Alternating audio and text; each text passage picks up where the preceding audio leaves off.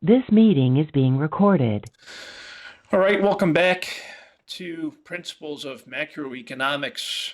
I am still your host, Dr. B. Happy to have you with us today as we talk about the cost of living and production and growth.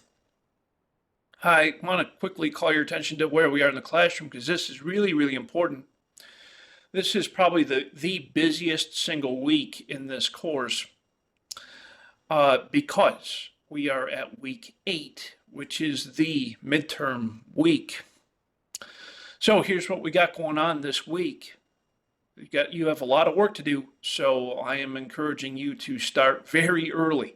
Start today and work throughout the week to ensure that all of your work is completed on time. So here's what we got going on for this week. We're going to talk about the cost of living and production and growth. So we got 2 chapters for the week. You have, in addition to this week, 1 hypothesis assignment. And here we go, the chapter 11 and 12 quiz and the midterm exam. So you have 3 action items to complete by this Sunday night. I am strongly encouraging you to start today.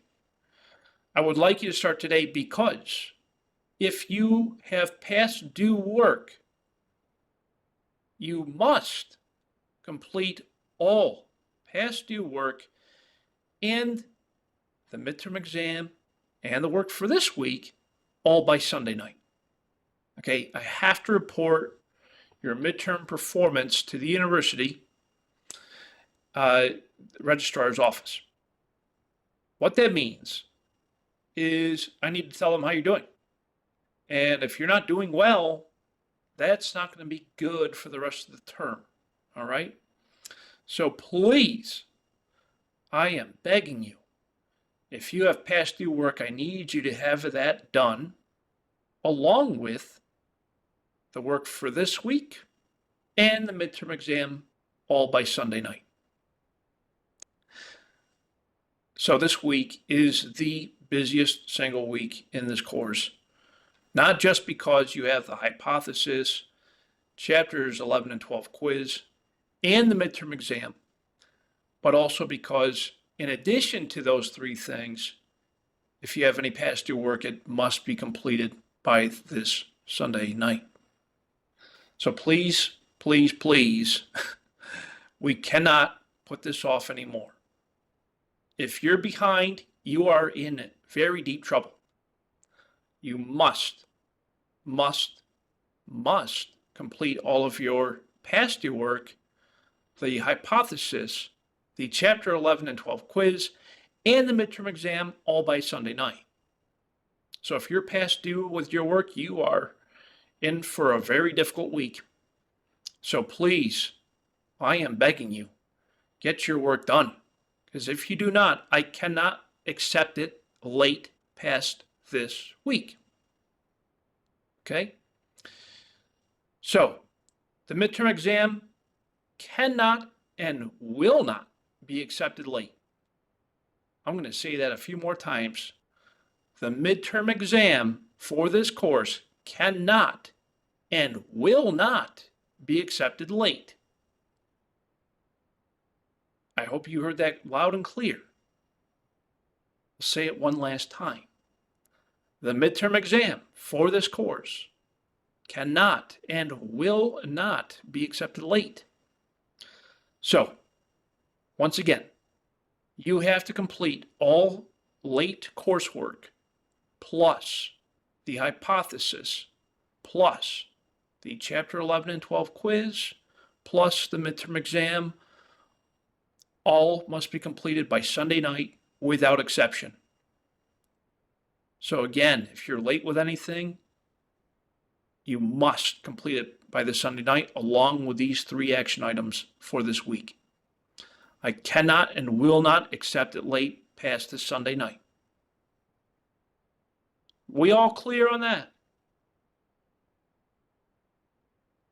I can't get any more clear Yes, than that. sir. All right.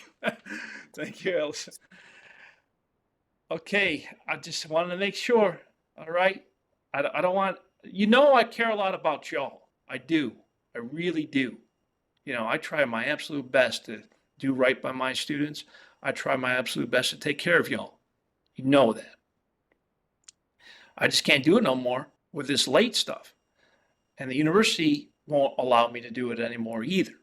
Okay, so having said that, y'all need to make sure all your late stuff and the stuff for this week is done by Sunday night. I cannot accept it past that point. Okay, so I know it's a lot, so I want you to start today and start getting it done. Len, you can't hear anything? Well, I'm not too sure because everyone else can. So try to log back in.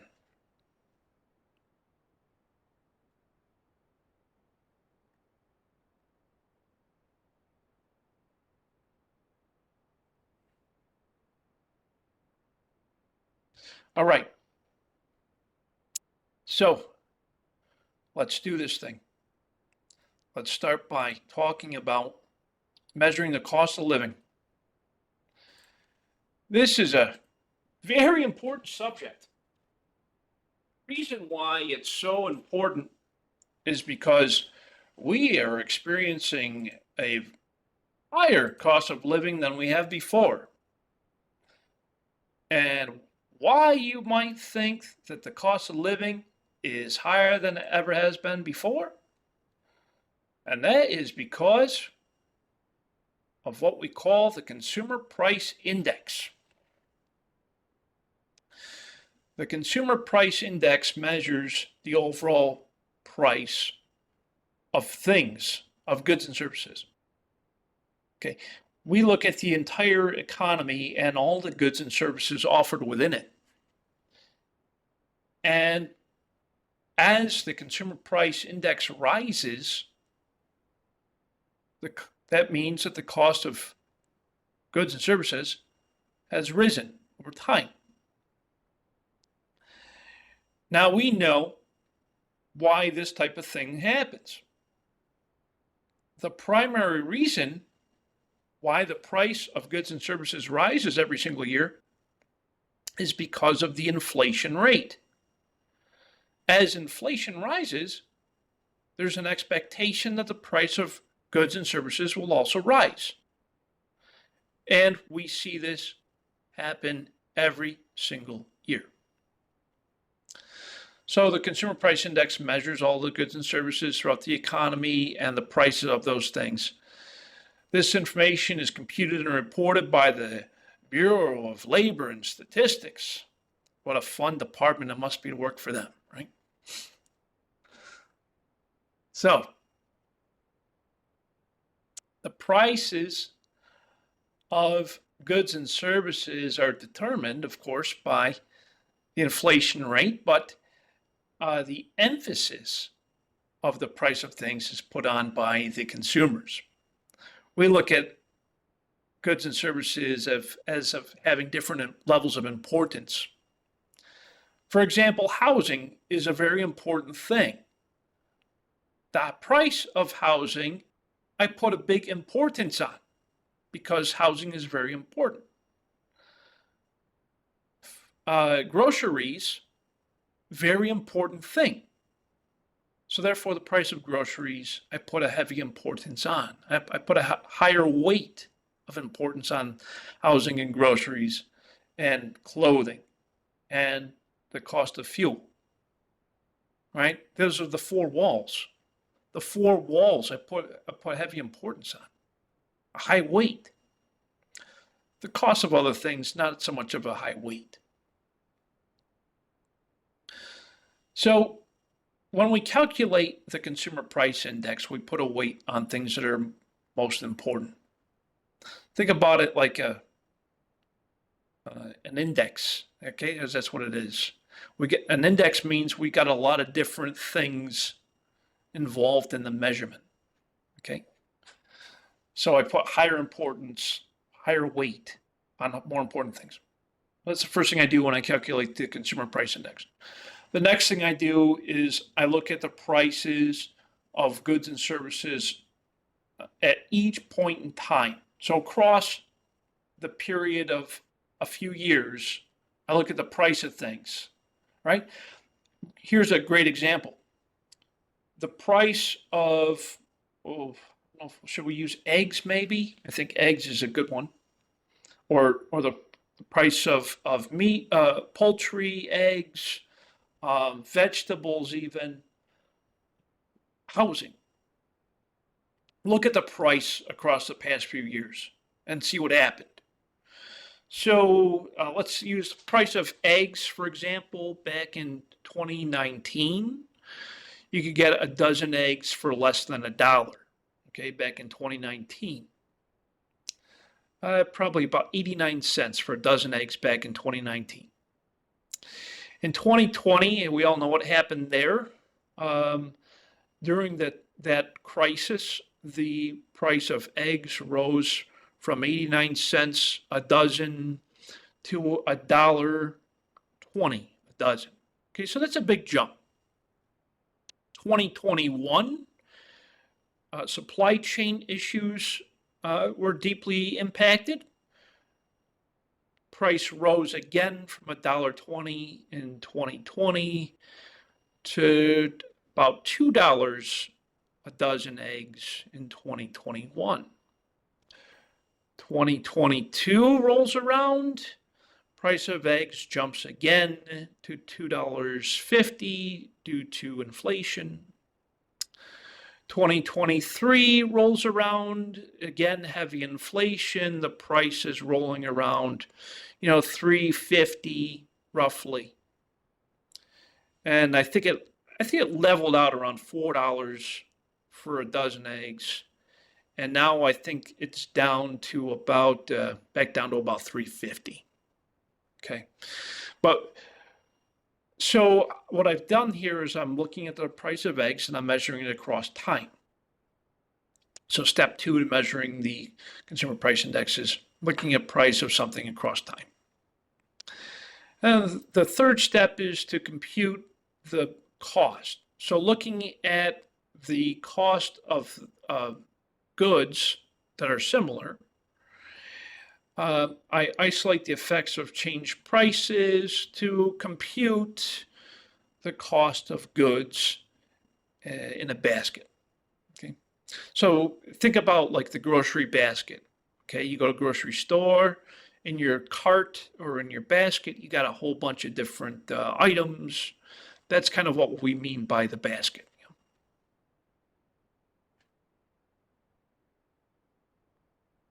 So to compute the consumer price index, I select the base year to compute it. The base year is typically the oldest point of data that we have. So in my egg example, we can say the base year would be 2019.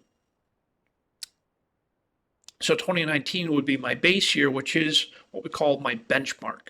Okay, that's what the prices have historically been. So price of the basket of goods and services in the current year divided by the base year times 100. So current year divided by base year times 100 gives me my consumer price index. So in the current year, the price of eggs is $3, and we'll just call it $3 to keep it easy. Divided by 2019, eggs were about $1. So, and then times 100, that gives me my consumer price index. So 3 divided by 1 times 100, that's 300%.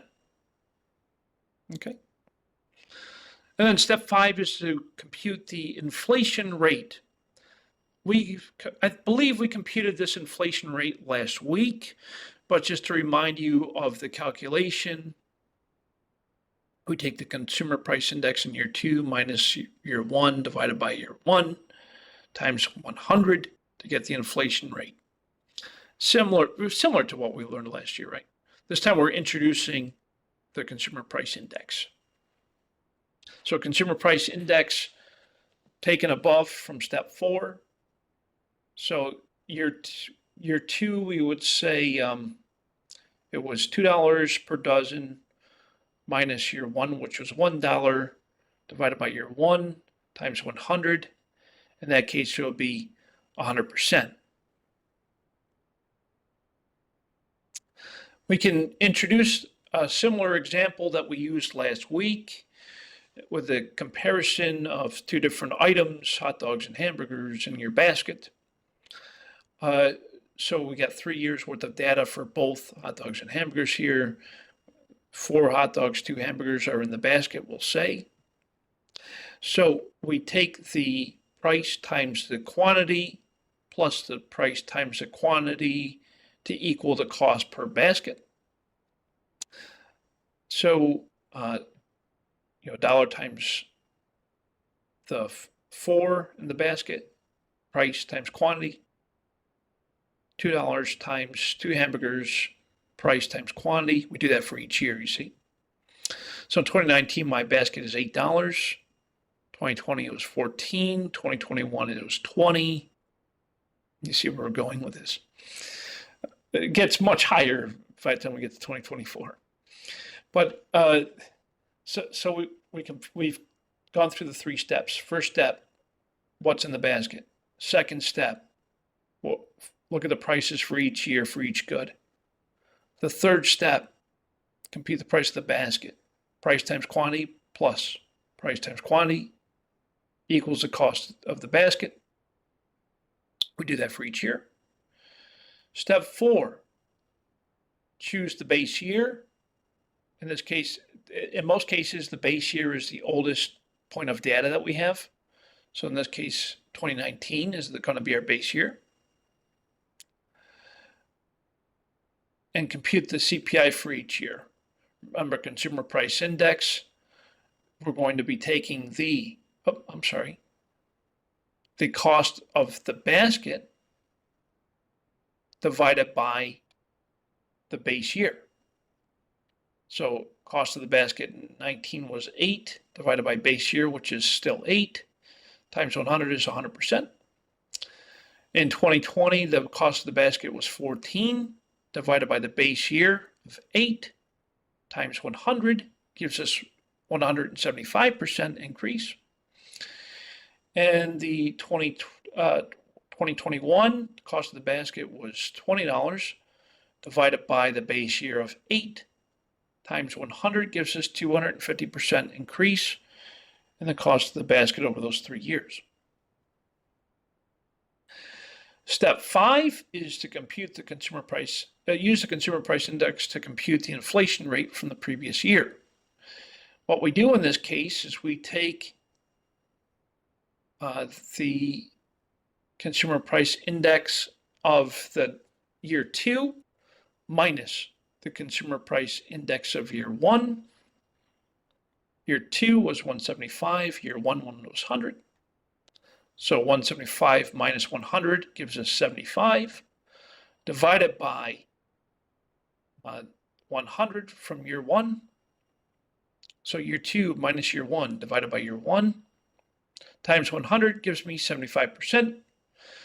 That tells me that the inflation rate from 2019 to 2020 was 75%. 2021, I take year 3 minus year 2 divided by year 2 times 100 tells me that between the years of 2021 and 2020, the inflation rate was 43%. So those are the 5 steps that we take to find the consumer price index. So as long as you follow those 5 steps, you'll be fine. It's just a matter of plugging in the numbers. Okay.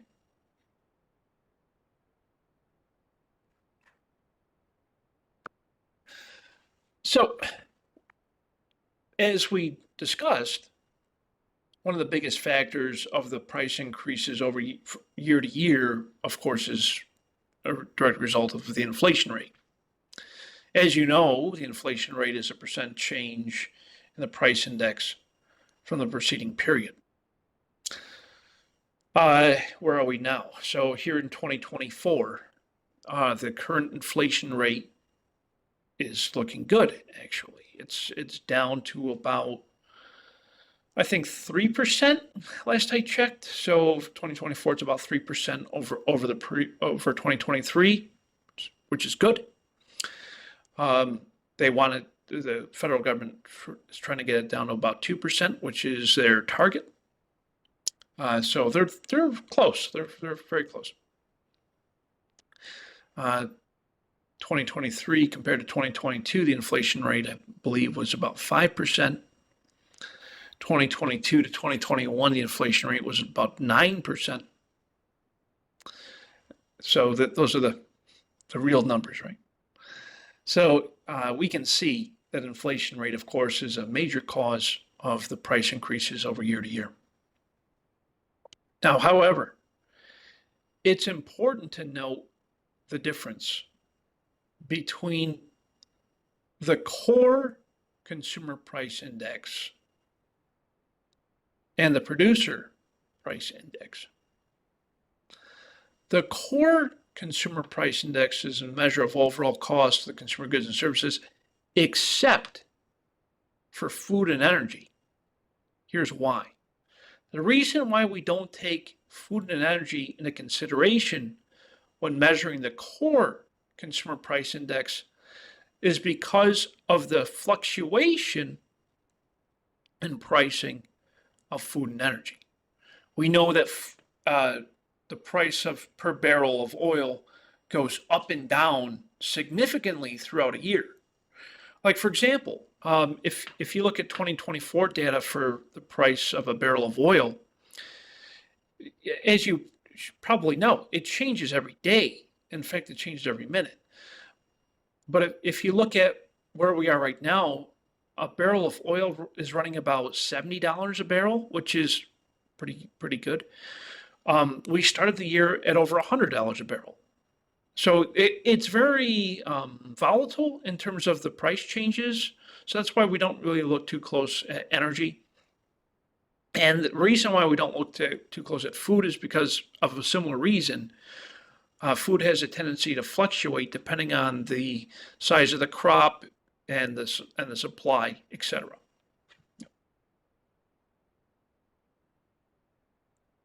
On the other side, we have the producer price index, which measures the cost of the basket of goods and services bought by companies. So these are on the supply side of things, we look at the inputs into the company to produce the outputs, the other products and services, right?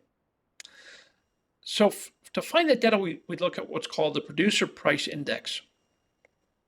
And really what we're looking at are the changes that come throughout the use of predicting changes in the consumer price index.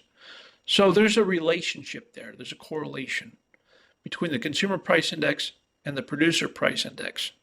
And the correlation has to do with the inputs on the company side in order to produce those other goods and services that are consumed by the consumers, the CPI.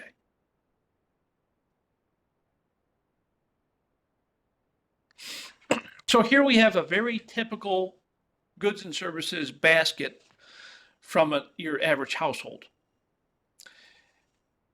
Here we have an average household here in the United States, and we can see the breakdown of goods and services, and this is based off of price, okay? Housing on average, this is 2021 data, so it's probably a little out of date, but it's probably pretty close to what it is today in 2024. So housing is about 42% of household income cost. Transportation is about 17%, food and beverage 14%, medical care 9%, education 7%, recreation 6%, apparel 3%. Apparel is clothing. And then other goods and services 3%. It's probably close. It's probably close to that today. It's representative of a household today, but I think that the percentages have probably changed over the past few years. Right now, I think housing is higher. I think it's probably at about 48% for housing in 2024. Transportation is about the same, probably around 17%. I think food and beverage is a little higher. It's probably closer to 18%. Recreation is probably a little less. So, but that's about how it balances out in 2024 data. Just give you an idea. So, what's the issues using consumer price index in measuring the cost of living? It has inherent biases, what we call substitution biases. This is where the price does not change proportionately. We know that because our income doesn't change proportionately, right? It remains relatively the same. Consumers will substitute toward goods that have become relatively less expensive. This goes back to the idea that instead of this product, I can substitute it with this product, right? The idea is that we normally gravitate toward products that are less expensive. The Consumer Price Index also has an issue when it comes to the introduction of new goods and services. When we introduce new goods and services in a particular year, we don't necessarily take that introduction of goods and services into effect. And therefore, the Consumer Price Index might be a little skewed. And the last issue is that there's an unmeasured quality change, meaning we don't really take quality of goods and services into effect. So that's another inherent issue with using Consumer Price Index as a measure. So that is Consumer Price Index in a general sense. Now we're going to reintroduce a concept that we've already talked about, I think last week or the week before, and that is the gross domestic product deflator. The gross domestic product deflator is a ratio of nominal gross domestic product to real gross domestic product. It reflects the prices of all goods and services produced domestically. So the idea here is that we are looking at gross domestic product and consumer price index as their relationship is compared. You know that consumer price index reflects prices of goods and services bought by the consumers, whereas the gross domestic product deflator represents the prices of goods and services produced domestically. So think about GDP on the production side and consumer price index on the consumption side, or the household side. So GDP is the firms, CPI are the households, as a way to identify the relationship. On the firm side, the GDP deflator compares the price of currently produced goods and services to the price of the same goods and services in the base year. So very similar to what we do with CPI. There's a base year involved when we're measuring the changes in the price of those goods and services. The Consumer Price Index compares the price of a fixed basket of goods and services to the price of those same products and services in the base year. So in this part, they're relatively similar. GDP and CPI both involve a base year, and they both involve looking at the prices in comparison to that base year. If you were to put the two of these on a graph, it would look something like this, and we can see that they're very closely correlated, except during times of hyperinflation, which we can see have occurred in past years. So hyperinflation occurred in the late 70s through the early 80s, especially during the oil crisis. And then we can, if this graph continued through 2023, we would see yet again there would probably be a difference between CPI and the GDP deflator.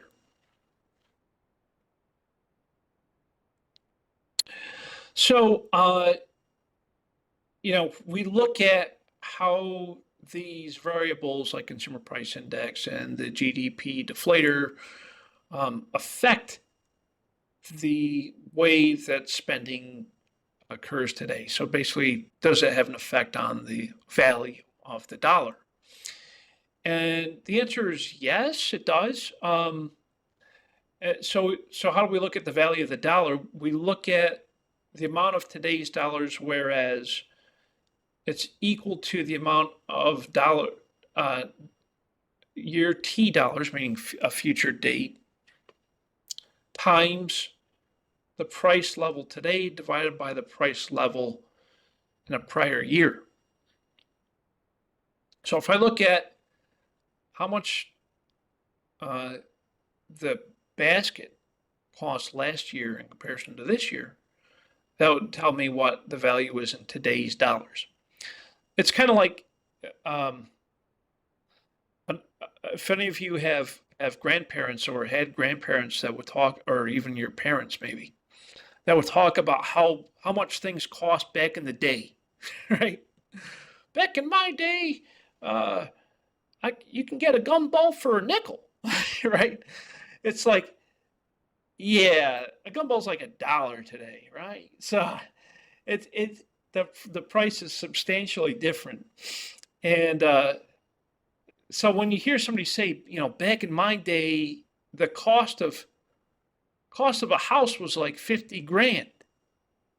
Well, today it's like 500,000 easily, right? So that's what how do they calculate that? How do you know that? Well, you got to put it in today's dollars. How do you put it in today's dollars? You use this equation. So price level today divided by what it was during that time period times what it was during that time period, and that'll give you a price in today's dollars. So when they bought that house for $50,000 back in 1970, we can figure out how much it would be today if they were to buy that same house by using this equation. That's what it means, dollars today.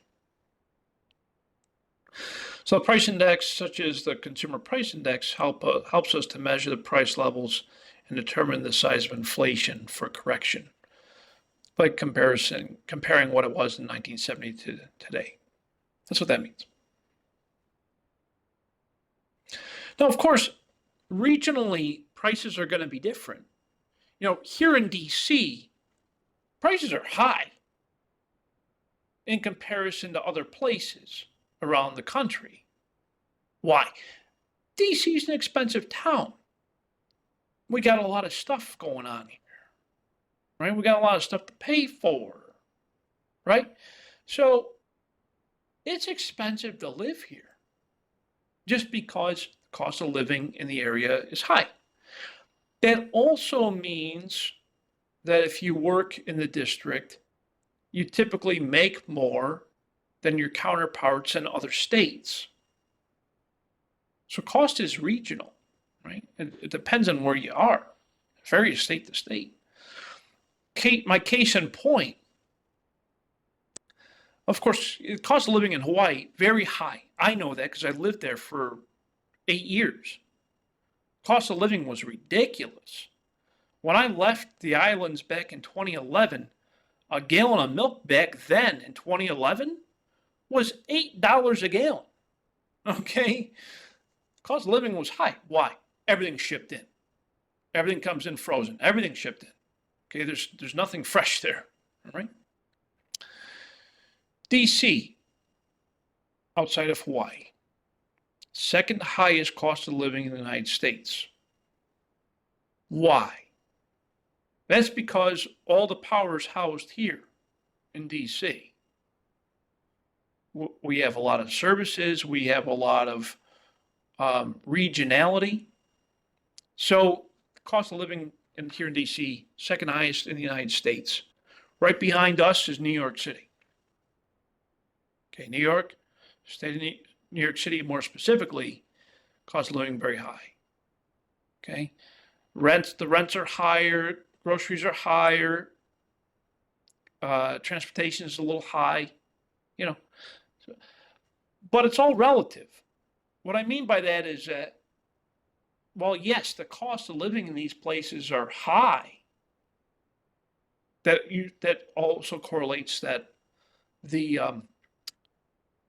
the wages earned by the workers are also higher.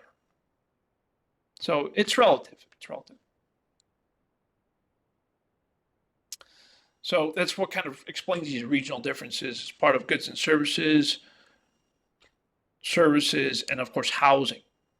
Housing is the biggest driver of those costs. So you again looking at this list, why is Hawaii number one? Because there's no room to build. Okay, they're all volcanic islands, right? There's only so much buildable land. District of Columbia, why is it so expensive to live here? There's nowhere to build. We're out of land. Okay, the only way to build is up at this point in DC. New York City, why is it so expensive to live there? There's nowhere to build. It's an island. Okay, the only way to build is up. So think about that. These are the reasons why cost of living is so high, is because housing drives the majority of these costs. So we try to index things to make things more relatable and understandable. We look at how the value of the dollar, how it goes far. Oftentimes, our areas will introduce what we call cost of living increases. Your employer, outside of the government, will introduce what we call a cost of living increase to help you to combat inflation. Okay, my employer, who shall remain nameless, UDC. Once in a great while, we might get a cost of living increase, and it does not even come close to keeping up with inflation. Promise you that. I haven't seen a real raise in, I don't know, a long time. All right. Just so you know, I'm a public servant. All right. So if y'all think your professors make a lot of money, they don't. I promise you they don't. Interest rates. Interest rates, of course, have a huge impact on the cost of living. The higher the interest rates, the more unaffordable things are. Simple, right? The lower they are, the better off they are. So, yeah, that's interest rates, real simple. And to go along the lines of the interest rates, interest rates go up to combat things like inflation. They go down to increase stimulus in the economy, right? With lower interest rates, it means more people will borrow money. Why people borrow money? They need to spend on certain things like housing, etc. So when interest rates are lower, people spend more. When interest rates are higher, people spend less. Okay, interest rates are used as a tool to combat inflation. We can see the relationship here with the interest rates. The nominal interest rate is representative of the real interest rate plus, the cost associated with it. So, we can see at times of high inflation, the nominal interest rate goes real high. The real interest rate goes, it's kind of like a laggard. It follows the nominal interest rate, but doesn't go as high as it does because it doesn't have the cost associated with it. So, okay, that is the end of our discussion on the cost of living. Any questions on the cost of living before we move on to our next discussion? Okay, I take your silence as a good thing, and that you can all still hear me and you're not asleep yet. But yeah, so cost of living, it affects all of us, obviously. So let me stop this part of the recording and then I'll start the next part. So stand by.